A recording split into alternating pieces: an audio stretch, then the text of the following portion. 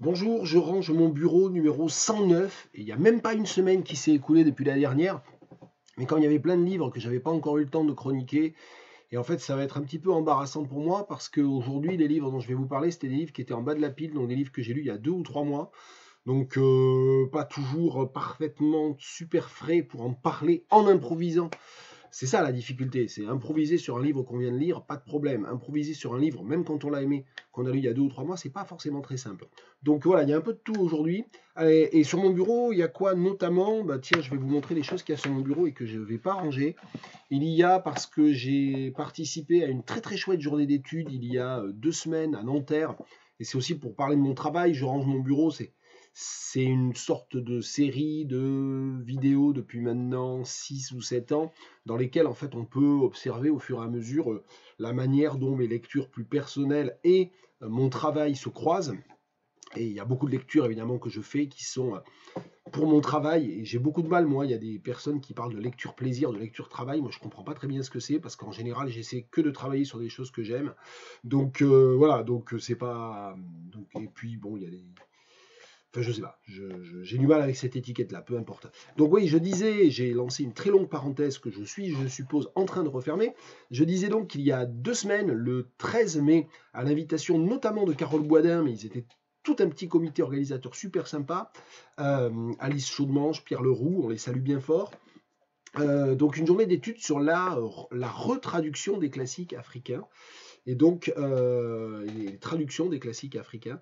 Et donc voilà, j'ai travaillé, j'ai présenté une communication que je dois un petit peu peaufiner pour une éventuelle publication. Et puis c'est aussi tout le début d'un gros projet pour moi, dont j'aurai peut-être l'occasion de vous reparler d'ailleurs.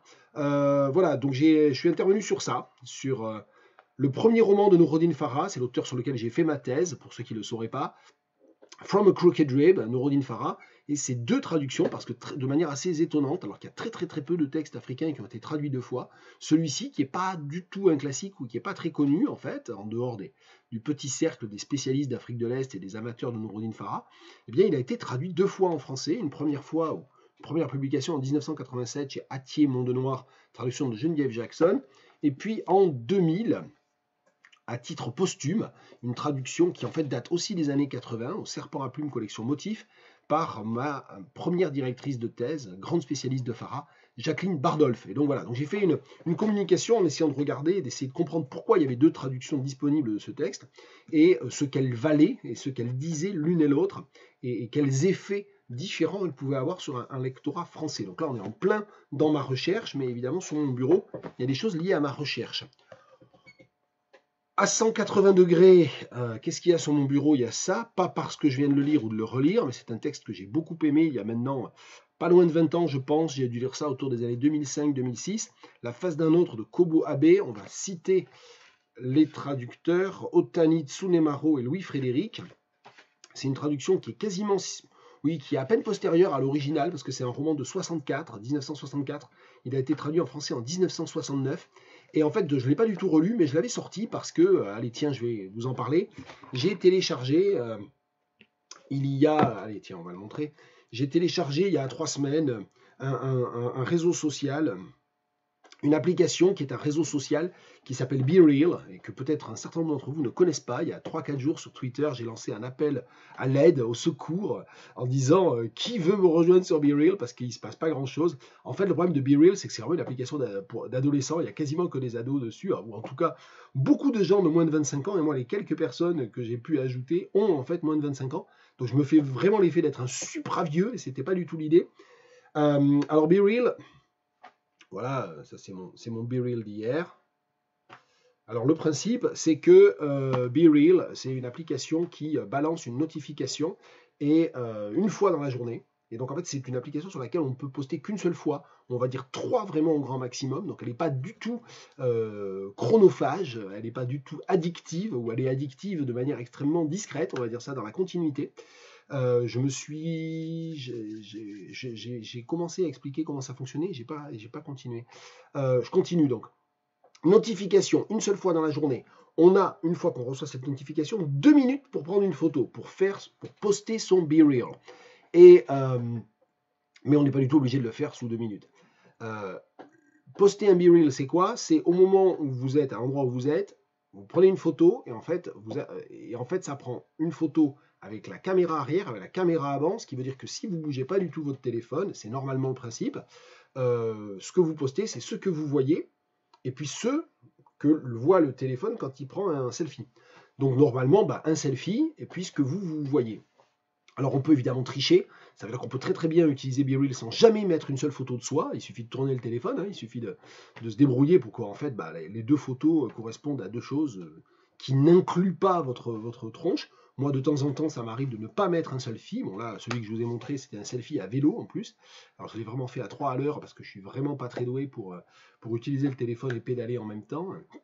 Mais voilà, donc alors là, pourquoi est-ce que je me suis mis dessus? C'est pas du tout pour poster ma tronche ou pour avoir un nouveau réseau social pour échanger avec des personnes. C'est vraiment à titre d'expérimentation presque, ouais, un peu créatif comme ça. J'essaie de m'amuser. Alors l'idée, c'est que j'essaie de systématiquement mettre en légende un titre de film et le titre de film correspond rarement ou de manière extrêmement lointaine avec les images. Donc j'essaie de m'amuser un petit peu à expérimenter ce que je peux faire avec des légendes qui n'ont rien à voir avec les images. Voilà. Et donc j'avais sorti la face d'un autre parce que j'avais pour projet de faire une photo.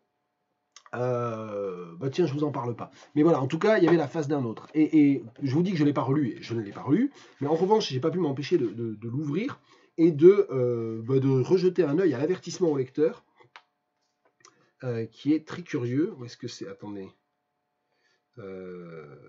Oui, alors c'est très très étrange, c'est au début. La face d'un autre surprendra peut-être par son sujet comme par le traitement de celui-ci. L'auteur délibérément a refusé de faire ici de la littérature. Alors moi je me souviens assez bien de ce roman, parce que j'ai beaucoup aimé ce roman, qui est très très traumatisant, dans un sens qui est très beau et très traumatisant. L'auteur délibérément a refusé de faire ici de la littérature. Qu'est-ce que ça veut dire? Je pense que ça peut vraiment intéresser François Bon, cette chose-là. Alors, l'auteur de la préface, c'est les deux traducteurs, les auteurs de la préface, ils disent quoi? C'est quoi refuser de faire de la littérature? Il s'est identifié à son personnage et lui a emprunté non seulement son langage intérieur, mais aussi sa manière de penser. Et ça, c'est pas faire de la littérature. J'aurais presque envie de dire que c'est une définition possible de l'archi-littérature, au contraire. Bon, c'est un peu étrange, hein. Donc, 1969... oui, enfin, on comprend. Hein. Alors, avant que vous veniez, vous avez le droit, hein, réagissez, surtout dans les commentaires. J'ai pas toujours assez d'interaction dans les commentaires et j'adore ça. Mais je comprends dans quel sens les traducteurs là utilisent l'expression faire de la littérature, c'est-à-dire faire du beau, faire du joli, faire du je sais pas quoi, enfin faire une œuvre littéraire avec un point de vue omniscient. Je sais pas, est-ce qu'ils ne confondent pas littérarité et omniscience? C'est très étrange. Bon, peu importe. Bon, c'était juste pour dire la face d'un autre. De Kobo Abe, je ne vous en ai pas parlé du tout, mais j'espère que je vous ai intrigué si vous n'avez jamais lu ce livre, c'est vraiment très très bien. Alors c'est super, j'ai pas du tout commencé à vous présenter à écluser, à me débarrasser des livres de la pile, c'est le principe de ces vidéos. Le principe de ces vidéos, il a du plomb dans l'aile visiblement. Mais je vais le faire. Alors, tout dernier livre lu, je pense qu'on va, si on voit, allez. La boue de Christos Armando Gessos, prononciation non garantie, traduit du grec, excellemment traduit du grec par Clara Nizzoli. C'est une traductrice que j'ai eu la chance de rencontrer à Arles, aux Assises de la traduction. Et on a parlé un petit moment, un soir, et notamment de ce livre-là. Elle m'avait donné énormément envie de le lire. Et puis voilà, c'était en novembre. Le temps que je pense à le commander, qu'il aille sur ma pile, que je le lise, voilà, il s'était écoulé 7 mois finalement. Et presque 7 mois. Et donc voilà, je l'ai lu et c'est effectivement très très chouette. C'est aux éditions MF, je ne l'ai pas dit. Je crois que j'ai un seul autre livre des éditions MF et c'est le dernier roman de Guillaume Contré, dont je vous ai parlé, je crois, il n'y a pas si longtemps. Palais mental, voilà, qui était, je crois, une auto-traduction de l'espagnol. Je crois qu'il l'a d'abord écrit en espagnol, je me souviens plus bien. Guillaume, si tu es dans les parages, tu fais signe. Ok, donc en fait, ce roman, c'est une sorte... Alors, ça m'a pas mal intrigué parce que alors je vous raconte pas l'histoire, enfin où elle tient en fait, si, allez, je peux vous raconter l'histoire. C'est un personnage qui n'a pas tout à fait la trentaine, qui après des années un petit peu de galère, d'errance comme ça, revient à Athènes. On comprend qu'il a probablement tué son père et que un an après, juste à la veille de son anniversaire, il revient à Athènes pour dire à sa mère, à sa sœur qu'il va se livrer à la police, qu'il va arrêter de fuir, et il a pour projet de se faire sauter le caisson devant sa mère et sa sœur. Voilà. Et ça, c'est tout le, voilà, le roman en fait mène à ce point où ceci va advenir. Et là, c'est là où je vous en dis pas plus. Et je pense que le pitch, je vous l'ai quand même pas trop mal vendu. C'est pas trop mon, je continue à parler mal. C'est pas trop mon job. C'est pas trop ma job si je le faisais en québécois.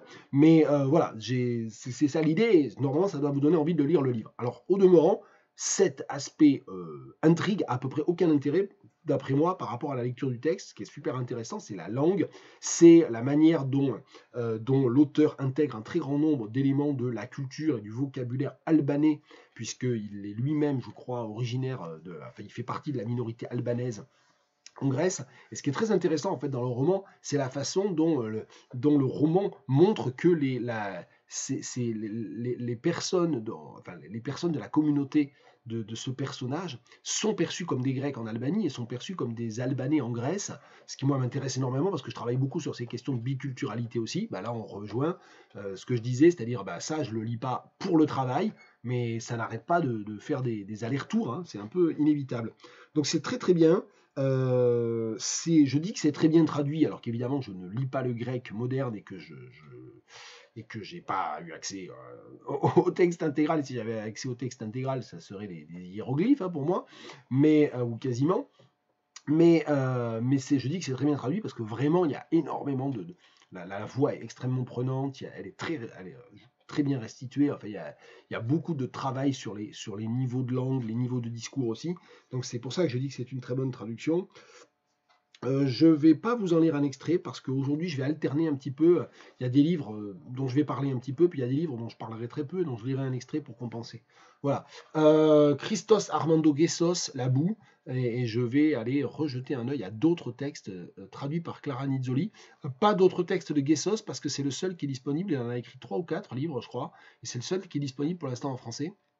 Mais voilà, Clara Nizzoli, Gessos, les éditions MF, on se renseigne. Tiens, un type de livre dont je ne parle quasiment jamais, que j'ai lu il y a 3 semaines, je dirais, quelque chose comme ça, parce que ça faisait quelques mois que Claire, mon épouse, me tannait à ce sujet. C'est un roman graphique, alors j'en lis de temps en temps, mais je pense pas souvent en parler en fait dans les je range mon bureau parce que les bandes dessinées, romans graphiques, etc. se rangent ailleurs dans la maison. Généralement, c'est plutôt le domaine réservé de Claire un petit peu, et donc c'est elle qui les dérange et les range. Donc ça transite rarement par mon bureau, mais celui-là, je voulais en parler, donc je l'ai mis de côté avant qu'il aille à sa place. Et alors c'est quoi? Parce que je vous ai montré la couverture, ça vous donne déjà une idée hein, voilà, vous allez voir un peu l'univers graphique. Alors c'est Birgit Weill. Alors Birgit Weill, moi j'avais lu Mad Germanes, je ne sais pas comment il faut dire, et c'est une dessinatrice et artiste allemande. Donc ici, Root Girl traduit aux éditions Cambourakis par qui déjà? Par Elisabeth Willens. Voilà, il n'y a pas encore trop là. Si, j'allais dire une bêtise, c'est même sur la 4e de couverture. Vous voyez, Cambourakis, ils font bien le boulot, même pour leur collection, roman graphique, les traducteurs, le CNL, tout ça, c'est quand même visible. Pas besoin d'ouvrir le livre. Et donc, moi, ce que j'ai beaucoup aimé dans ce livre, alors, outre l'univers graphique qui est très bien, voilà, ça se lit pas en 1 heure, hein, ça fait 300 pages, c'est assez intense quand même, c'est que ça raconte l'histoire d'une jeune femme, enfin, qui est plus très jeune, enfin, peut-être au moment où Birgit Weill décide de dessiner son histoire.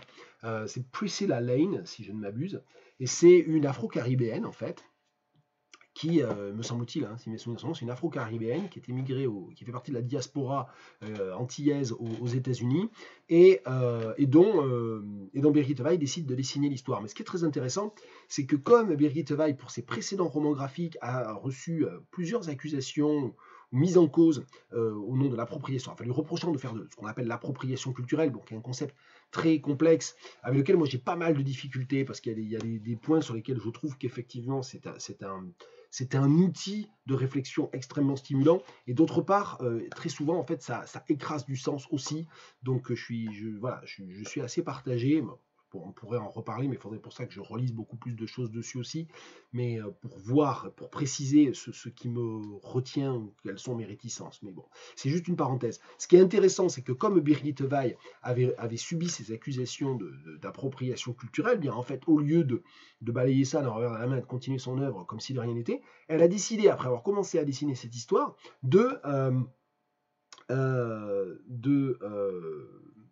elle décide de consacrer cette BD à Priscilla Lane en lui demandant son avis au fur et à mesure. Et donc, le livre, il alterne donc les chapitres narratifs qui racontent l'histoire de Priscilla Lane et qui sont très colorés, avec des passages beaucoup plus monochromes. Que je ne dise pas de bêtises, voilà. Des passages monochromes, je vous présente le premier chapitre. Alors, je dis monochrome, c'est orange et noir, ocre, enfin, je ne sais pas très bien quelles sont les couleurs que l'on pourrait. Ils sont très très beaux ces chapitres-là. Hein. Tiens, vous avez qu'à faire arrêt sur image, parce que mes vidéos sont pas assez longues. Vous avez qu'à faire arrêt sur image, comme ça j'espère que ça saisit à peu près. Alors je filme avec l'ordinateur, donc l'image n'est pas exceptionnelle, mais bon, j'espère que vous voyez un peu. Et ces chapitres monochromes qui sont systématiquement entre les chapitres narratifs de l'histoire de Priscilla Lane, c'est ce que Priscilla Lane a dit à Birgit Weill de ce qu'elle pensait du chapitre précédent. C'est-à-dire on a une sorte de sensitivity reader, mais qui est beaucoup plus qu'une sensitivity reader. Hein. Il y a une traduction pour ça, mais je ne sais plus ce que c'est, je ne sais pas si c'est pas lecteur sensible. Enfin, je trouve pas ça bien du tout comme traduction. C'est compliqué à traduire, sensitivity reader. Donc on a une sorte de sensitivity reader in fabula, en quelque sorte, hein, qui donne son avis. Donc le sujet, la protagoniste du roman, prend la parole directement dans des chapitres qui sont des chapitres encore plus documentaires et dans lesquels elle dit « Ah ben tiens, t'as fait ça, ça c'est bien, ça t'as fait ça, mais tu as oublié de mentionner ça. Puis même, je crois qu'il y a quelque chose sur la couleur aussi. Hein, la couleur que tu utilises pour nous représenter est un peu offensante. Enfin, voilà, et du coup, en fait, on voit le roman qui évolue avec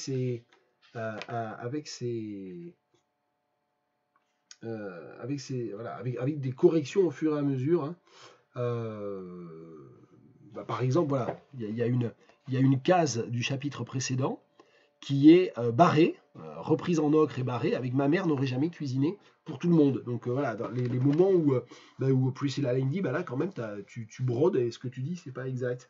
Mais ce qui est intéressant, je trouve, c'est d'avoir l'ensemble, c'est-à-dire les chapitres narratifs et les chapitres de reprise. Voilà, Root Girl de Birgit Weill, je vous laisse aller voir ça en librairie. Alors là, je peux continuer à en parler un petit peu de manière un peu plus détaillée parce que je viens de les lire. Je sens que la pile des bouquins que j'ai lus il y a une éternité, elle va attendre la 110 ou la 111 ou la je sais pas quoi. Bon, c'est pas grave.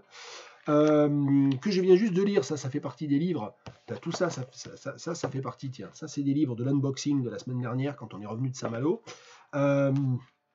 La vidéo unboxing, c'est la hors-série numéro 6, je crois, ou je sais plus. C'est voilà, qu'on a faite avec Claire, justement. Donc, un texte de Miakout, immense écrivain mozambicain d'expression portugaise. Et celui-là, en fait, c'est un texte de 2000, traduit en 2005 chez Chandaigne, qui m'avait totalement échappé. Et c'est une histoire extrêmement belle. Et alors là encore, c'est une série de 7 chapitres, ou de 8 chapitres, pardon, tiens, je dis des bêtises. Au moment où je dis 7, je tombe sur chapitre 8, donc je me dis, il y a un problème. Donc c'est le dernier chapitre, c'est le chapitre 8. Alors l'éditrice avec qui j'ai discuté un petit peu sur le stand des éditions Chandaigne à Saint-Malo me disait, ah là là, c'est le plus beau texte de Miyakote. Je suis pas sûr, en fait. Il faudrait que je relise Le Fil des Missangas, mais Le Fil des Missangas, c'est vraiment un recueil de nouvelles d'un niveau hallucinant. Et à une époque, je l'offrais vraiment à tout le monde. Enfin, j'ai dû en offrir 7 ou 8 exemplaires du Fil des Missangas. Et donc,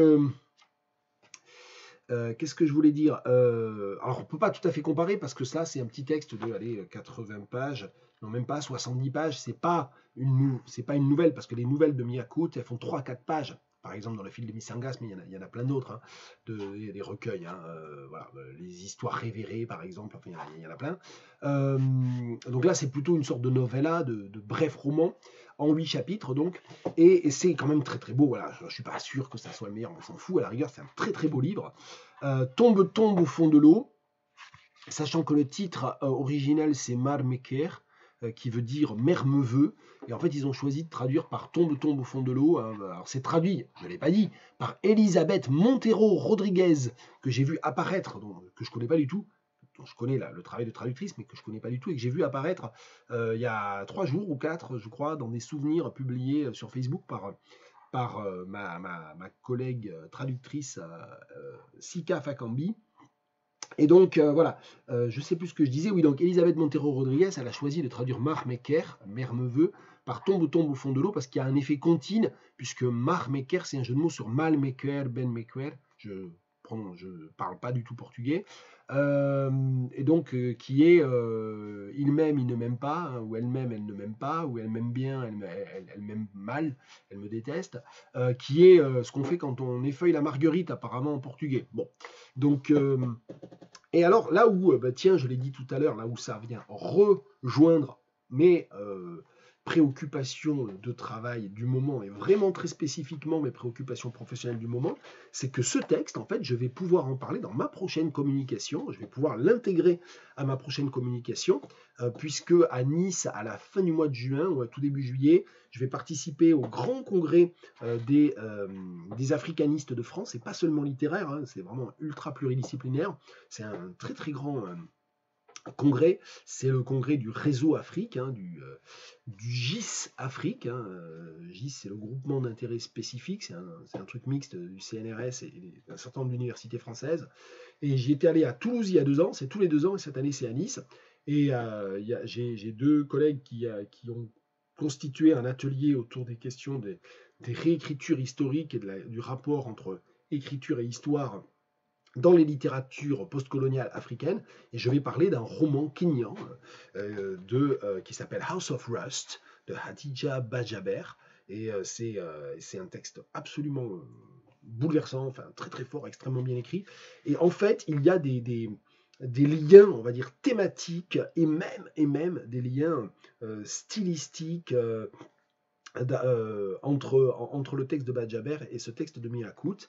Et voilà, donc du coup, ça va m'intéresser un petit peu de regarder, hein, parce que du Mozambique au Kenya, hein, enfin là, c'est sur la côte, juste au bord de la Somalie, il y a une espèce de continuité littorale, en tout cas. S'il y a une discontinuité coloniale et linguistique, il y a une continuité littorale. Donc ça m'intéresse un peu, je vais aller creuser tout ça. Peut-être que je ne vais pas le ranger, en fait. Bon, je range mon bureau de manière un peu factice ici.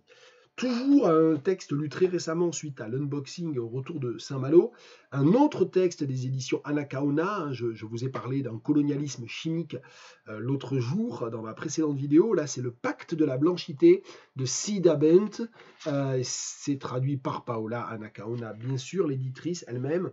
Et c'est un texte qui, comme toujours avec les éditions Anacaona, pour les gens qui, comme moi, travaillent sur ces questions de racisation, de décolonialité, etc., les textes qui sont publiés autour de ces questions-là chez Anacaona, c'est toujours par des anthropologues, sociologues brésiliennes, et toujours à partir de l'expérience brésilienne. C'est-à-dire quelque chose de très particulier, puisque le Brésil est une société issue, pour le coup, de la colonisation et plus encore de l'esclavagisme, avec une majorité de la population noire, afrodescendante ou métissée, et malgré tout avec un véritable contrôle par les Européens ou les personnes d'ascendance européenne.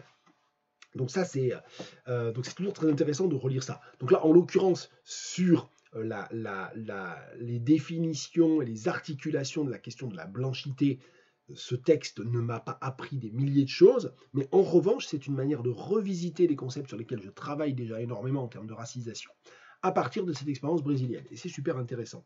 Donc, le pacte de la blanchité, il est défini très bien dans la 4e de couverture, donc je vous le reprends.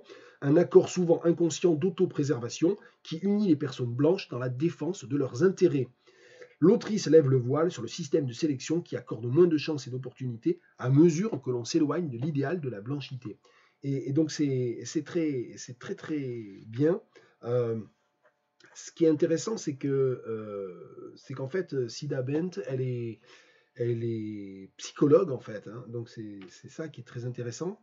et elle a fait toute sa carrière comme recruteuse en fait. Elle était dans les ressources humaines pour le recrutement des personnes, enfin, pour le recrutement des employés dans un certain nombre d'administrations et d'entreprises. Et donc elle a observé toute cette question du privilège blanc et de ce qu'elle appelle alors, le privilège blanc, on le connaît bien, mais ce qui est intéressant, c'est qu'elle se réfère à je ne sais plus quel chercheur aussi qui parle aussi qui distingue le privilège blanc et la prérogative blanche, et je trouve ça très intéressant d'ailleurs.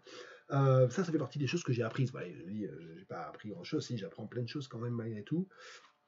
Alors, elle parle beaucoup des études sur la personnalité autoritaire de Adorno, que j'avoue je ne connaissais pas, qui est un texte d'Adorno que je ne connaissais pas, qu'elle cite beaucoup et dont elle se sert pour expliquer la masculinité blanche et le nationalisme. C'est super intéressant parce qu'elle va réexpliquer tout le trumpisme et tout le bolsonarisme à partir de ce texte d'Adorno. Ça, c'est très très bien. Donc, il y a plein de choses à aller piocher là-dedans.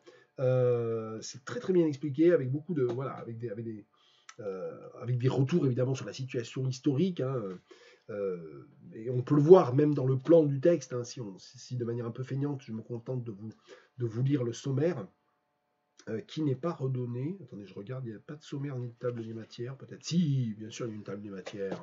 Excellentes éditions Anacaona, qu'est-ce que je raconte.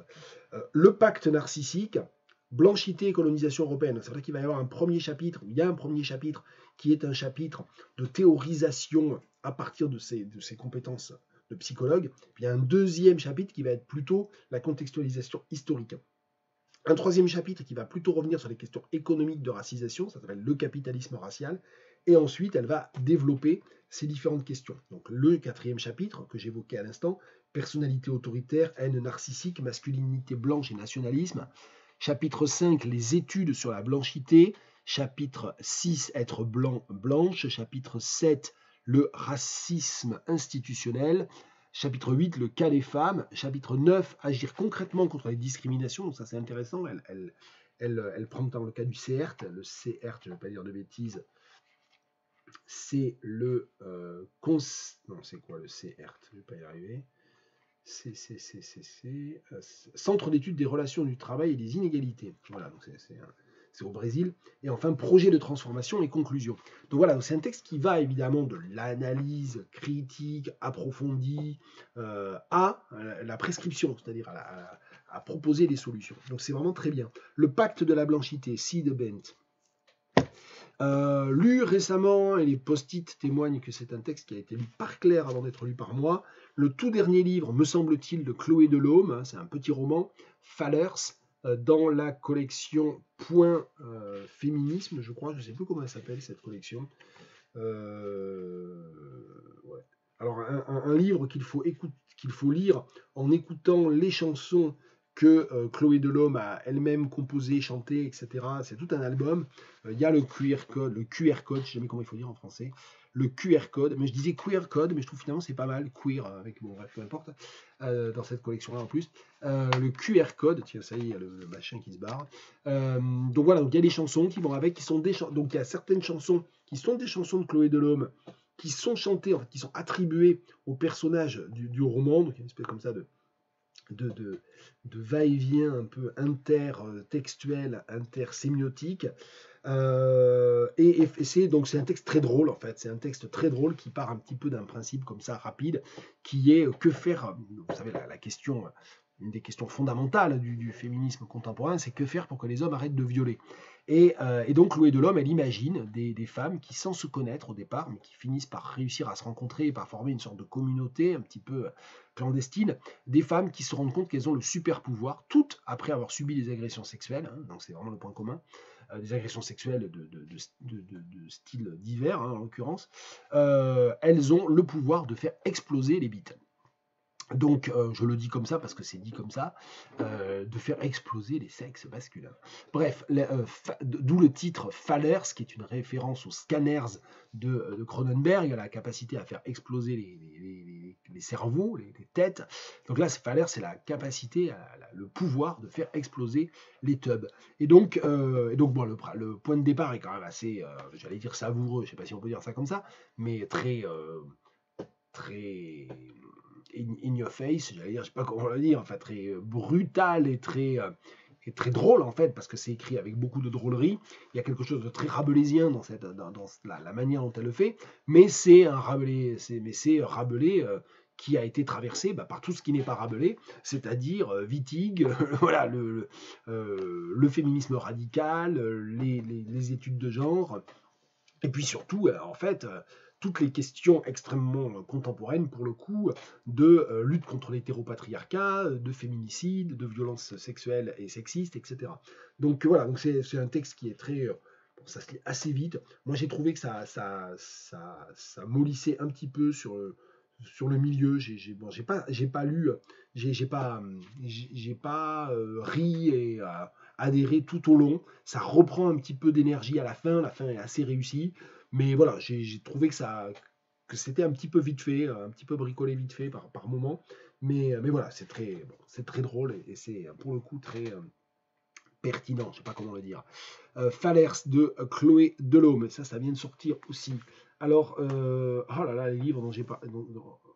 Allez, je vais vous lire un peu d'anglais quand même, parce que j'ai pas lu d'anglais aujourd'hui. Je vais vous lire un extrait du roman de Tabish Kerr, The Body by the Shore. Tabish Kerr, que j'ai rencontré il y a maintenant plus de 10 ans, à Tours et au Danemark, à Aarhus, où il enseigne. Donc j'ai lu plusieurs livres de critique et plusieurs romans, recueils de nouvelles, etc. Celui-là, j'ai pas été entièrement convaincu. Je suis pas sûr que la dystopie soit vraiment son genre. Je n'ai pas été entièrement convaincu de ce point de vue un petit peu post-pandémique, roman écrit depuis le point de vue de la décennie suivante, des années 2030, etc. Bon, c'est très bien écrit, il y a vraiment des fulgurances, mais j'ai pas été forcément totalement happé, on va dire, par l'histoire. Mais je vais vous en lire un petit peu, histoire d'entendre un peu d'anglais quand même. Je vais vous lire le début du chapitre 10, Seeing is not believing. We flew to the oil rig via London, where I spent a long weekend, my first outside the islands, shopping lavishly on Kurt's card. One of his cards. He let me keep the card to use on the way back, but he had already started changing. He was mostly away from our 5-star hotel on business, he said. He had less time for me, or not unless he wanted sex. From London we flew to Moscow, from there to Yushno in Sakhalin, an island peninsula on Russia's northeastern seaboard. This was the dump with bars. A tough town, dependent almost entirely on the oil economy and crime, from what I have seen of the bars on the 2 occasions when, perhaps to restore my sanity or his, Kurt has shopped me down there for a night or 2 in a hotel. It is from a private helipad in what seems to be a farm out of town, though what farming can take place in those parts, that we are always transported to the rig. I had not expected something so huge, so solitary as the rig. The thing rose in the middle of an endless expanse of water, buffeted by wind and waves. Its sheer size took me by surprise. It did not look like something that men could have built. How could you build something like that out here, in the middle of nowhere? It was as if a weirdly assembled spacecraft had landed in the ocean and stood now on surprisingly thin metal legs. The platform was a jumble of metal, some dismantled, some transformed, both futuristic and brutally primitive at the same time. There was so much metal all around, the floor, the walls, the slippery grill walkways, that the men wore leather, steel-capped boots much of the time. Kurt had a pair for me. I hated them and resolved to keep my sneakers on indoors. I was nervous about the place. I still am. It looked solid and vulnerable at the same time under those vast skies with waves crashing on its spindly legs. Is it safe? I had asked Kurt. Oh, you needn't bother your pretty head about it, my malum persicum. You do your cooking and keep our guests happy and let the men do their work. It is just 3 months anyway, maybe 4, and you'll make what you would in 2 or 3 years on St. Martin. When I appeared about to respond to that, he added, let me assure you it won't explode. And at that, Court and Mr. Watch uttered that complicit chuckle they engage in mostly at my expense. It is not often that Mr. Watch laughs. so I suppose the joke must have been a good one.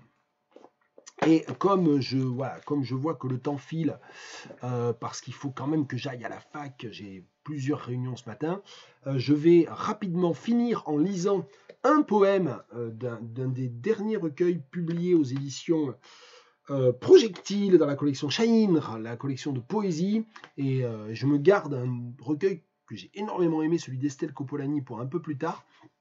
J'ai pas tout à fait fini de le lire et de le relire et de m'en imprégner.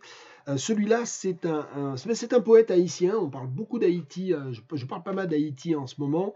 Je vous ai parlé de l'essai de Lionel Trouillot, publié chez ces mêmes éditions Projectiles, dans ma dernière vidéo, La lettre à Matisse de Lionel Trouillot. Tiens, là, on est encore à Haïti avec Bonnel Auguste. C'est bien Bonnel Auguste, Bonnel étant le prénom, visiblement.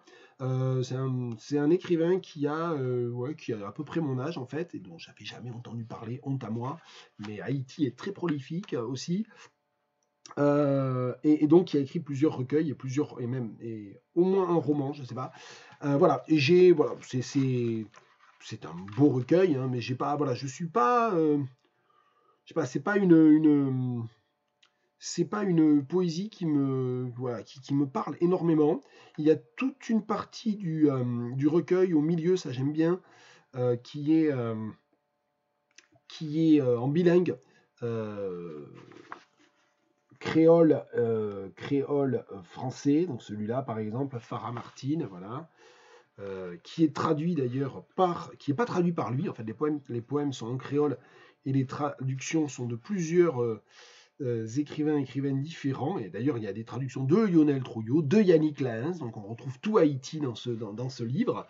Voilà, donc c'est Dans l'éclatement des premiers soleils de Bonnel Auguste, avec une préface d'Yvan Lemain, ou Le Maine d'ailleurs. Je vais vous lire un poème de, je dis pas de bêtises, j'allais dire de la deuxième, mais c'est peut-être une bêtise, c'est peut-être la première section. Non, c'est de la première section, d'Ève lumineuse, Dève qui était un personnage entre Ève et la douve de Bonnefoy, un petit peu, et puis il doit me manquer plein d'autres références. Dans son teint bleu, le lampadaire suspend ta robe, tous les phares qui filent défilent, ta course mouillée sur le sable blanc. La fenêtre d'en face est l'encadrement de ton portrait. Les ombres s'agglutinent en teint de ton miroir. Je confonds le bruissement des feuilles à la douceur de tes flancs, je prends le moindre battement d'ailes pour tes cheveux au vent. Tout se bouscule dans ma tête. Songeant au mythe de la belle tombée du ciel, je fixe les étoiles. Voilà. Et je vais quand même vous en lire un autre, parce que non mais j'aime bien ce livre quand même. En fait, non mais je veux pas donner l'impression que c'est pas par exemple dans les collections Projectiles, etc. C'est pas mon recueil préféré, mais c'est quand même. Je vais vous lire un extrait